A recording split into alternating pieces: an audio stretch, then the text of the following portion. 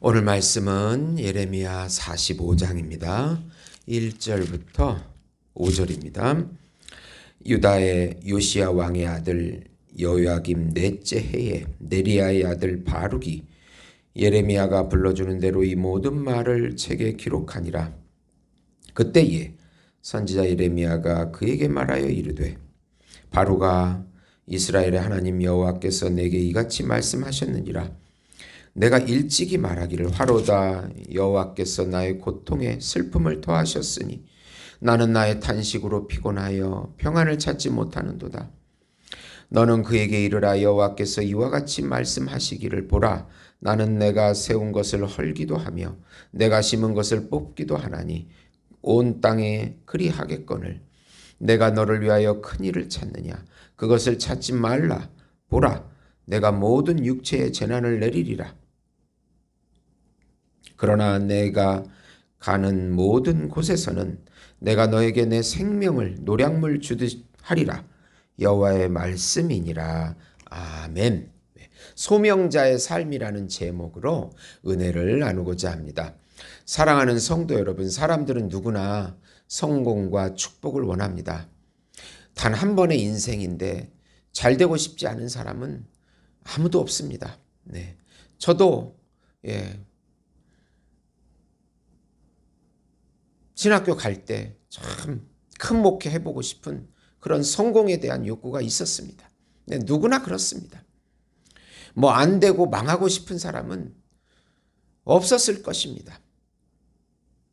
그런데 이 예레미야를 강의하면서 예레미야와 그의 그 서기, 말씀 받아 쓰는 그 서기 바룩도, 이 사람들도 부유하고 성공적인 가문에서 출생한 인물들이었습니다. 그리고 성공과 축복을 그들은 또 원했을 것입니다. 그러나 이 시대가 다윗 시대가 아니었습니다. 오히려 타락하고 망해가는 그런 시대였습니다. 즉 하나님의 공의의 심판이 임하는 시기. 이 시기에는 뭐 잘 된다고 말할 수가 없습니다. 이런 시대의 사역자들은 그렇게 소명을 받은 사람들은 회개와 심판을 설교해야 하는 그런 사명을 받은 것입니다. 다른 거짓 선지자들이 번영과 축복을 말할 때 이들은 듣기 싫어하는 심판과 회개를 전해야 하는 그런 소명자의 삶을 살아야 했던 것입니다. 이것을 이해할 때 예레미야와 바룩과 또 예레미야 애가 망해가는 유다를 바라보면서 버릴 수도 없고 도망갈 수도 없고 하나님의 말씀에 강렬하게 성령이 임하셔서 전하지 않을 수도 없는 그런 고통스러운 시대에 복음을 전한 소명자들이었습니다. 고난과 불안의 환경에도 끝까지 소명을 감당하는 소명자의 삶을 살자. 우선 하나님은 자신이 원하지 않는 소명일지라도 묵묵히 감당하는 자를 깊이 사랑하십니다. 예레미야의 예언을 받아 적은 서기 역할을 한 바룩은 그렇게 잘 알려지지 않은 인물입니다. 그러나 그의 조부 마세야는 요시야 왕 시절에 예루살렘 성읍을 관장하던 왕의 고관이었고 그의 동생 스라야는 시종장이었습니다. 그가 받아 적어 낭독한 두루마리 예언은 예레미야 36장입니다. 이 장의 배경은 여호와김 때 예루살렘이 정복당하기 전인 BC 605년이었습니다. 바룩의 이름의 의미는 축복받는 이란 뜻입니다. 그러나 바룩 개인이 무슨 성공과 축복을 받은 그런 인물이 세상적인 인물이 아니었습니다. 영적인 축복을 받은 인물이었습니다. 그러나 예레미야를 따라다니면서 그의 인생은 그가 원하던 길과는 전혀 다른 인생을 살게 되었습니다. 예레미야와 함께 모진 고난을 당하고 본인이 이해할 수 없는 길을 걸어가야 했습니다. 하나님께서 바룩을 향한 깊은 사랑을 예레미야를 통해서 표현하십니다. 예레미야가 자신의 사역을 감당할 수 있는 것은 바로 또 바룩이 있었기 때문입니다. 그의 스승을 놓고 스승이 받은 말씀을 전하기 싫어서 변질돼서 도망가지 않고 예레미야를 끝까지 같이 지켜준 참 동역자였습니다. 동역자이고 참 소명자였습니다.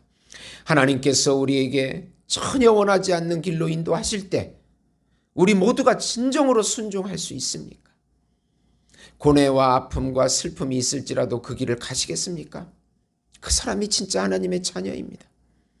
두 번째로 사역의 길은 항상 영적인 긴장의 연속이지만 하나님의 깊은 위로와 안식이 있습니다. 바룩은 좋은 집안에서 나름대로 성공을 원했을 것입니다. 그러나 어떤 이유로 예레미야를 만났어 그의 인생은 고통과 슬픔, 탄식과 피곤, 불안의 공포의 길을 걸어야 그런 불평을 예레미야에게 한 것입니다. 그 불평을 하나님께서 들으셨습니다. 바룩 자신이 그렇게 표현하고 있었습니다. 하나님의 공의의 심판에는 번영과 축복보다는 회개와 심판을 선포해야 했기에 고통스러운 길입니다. 거룩한 죄의식 없이 살아가는 그 백성들에게 죄에 대한 감각을 설교해야 한 것입니다. 사람들이 듣기 싫어합니다. 요즘 사람들 당신이 죄인이고 죄와 투쟁해야 되고 싸워야 되고 당신의 성공과 번영보다 죄와 투쟁해야 된다고 말한다면 누가 좋아하겠습니까? 예레미야에게 주어지는 예언을 받아 적을 때는 하나님의 말씀의 위대함을 느꼈을 것입니다. 예레미야를 버리고 도망갈 수도 없고 자신의 소명에 대하여 깊은 고뇌를 했을 것입니다. 기복주의적인 축복, 신비주의적인 축복, 자유주의자들의 거짓 복음들, 자신의 공로와 노력을 강조하는 거짓 복음들 속에서 하나님의 복음과 인생의 비참함과 거룩한 죄에 대한 두려움과 또 거룩한 성화에 대한 열망을 설교한다면 누가 좋아하겠습니까?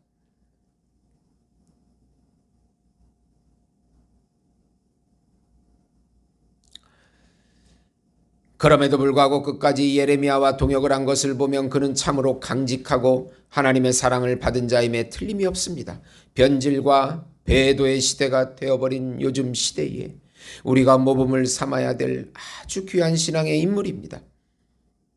참 예레미야로 오신 예수님의 말씀을 받아 적어 낭독하는 우리 사명 속에서 성령 하나님의 깊은 위로와 안식이 있습니다. 정말 복음이 변질되어 인간을 높이려 할 때, 인간의 노력과 공로를 강조하려고 할 때 성령을 의지해서 예수님의 복음을 외칠 수 있다면 성령의 깊은 위로와 안식을 누릴 수 있습니다. 성공적인 세상적인 성공적인 축복이 없을지라도 하나님의 말씀에 대한 보호와 약속이 있는 것입니다. 예수님의 공로와 의와 십자가만이 참복이라고 외칠 수 있습니까? 정말 그 예수님 한 분만으로 만족할 수 있습니까? 라고 말해야 되는 것입니다. 세 번째로 하나님께서 불안한 시대에도 택한 자녀들의 생명을 반드시 지켜주십니다. 성도의 견인의 교리가 있습니다. 성령께서 인내할 수 있도록 어떤 환경에서도 인내할 수 있도록 성령으로 붙들어주는 교리입니다. 하나님께서는 바룩에게 심판 가운데서도 끝까지 순종하라고 하십니다. 하나님은 세운 것을 헐기도 하고 심은 것을 뽑기도 합니다. 심판하신다는 하나님이십니다. 불순종한 유다를 두고 하시는 말씀입니다. 그런 가운데서도 끝까지 바룩의 생명을 지켜주시겠다고 약속하십니다. 너의 생명을 이런 전쟁 가운데 노량물을 얻잖아. 전쟁에 승리하면 그러듯이 너의 생명을 노량물을 얻듯이 그렇게 지켜주고 보호해주겠다는 하나님의 신실한 보호하심의 약속인 것입니다.